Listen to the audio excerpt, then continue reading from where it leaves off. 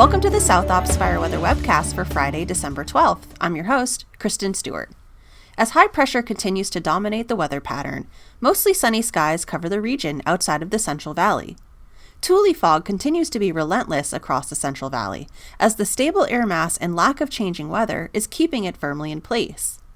While there will be breaks in the clouds this afternoon, full clearing of these clouds is not expected, and it will be another chilly day while the rest of the region experiences very warm temperatures for December.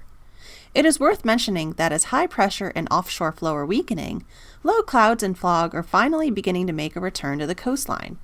Most of the clouds remain off the coast, but should return to the land by this weekend. As we move into the second half of the final month of 2025, the weather pattern remains persistent and quite uneventful.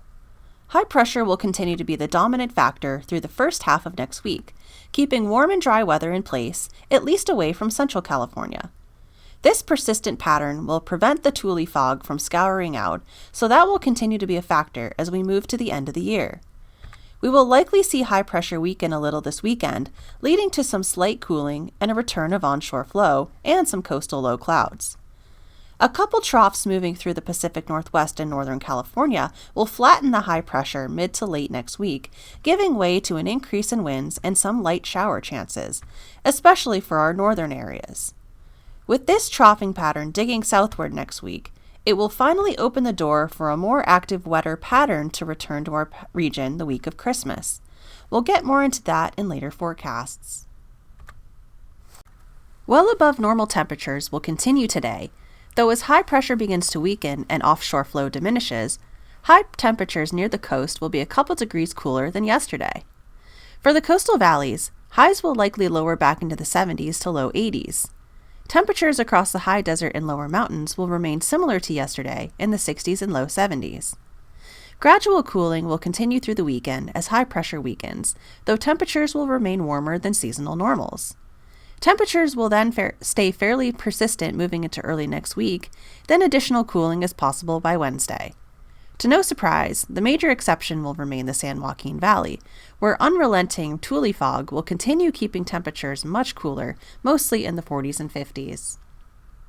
Humidity will remain mostly persistent through the first half of next week, with minimums largely in the 12 to 25% range away from the Central Valley and surrounding foothills, as well as the coastal plains. As high pressure weakens this weekend, the marine layer will gradually deepen, leading to a return of low clouds and higher humidity along the coast. Increasing humidity is likely later next week across the whole region.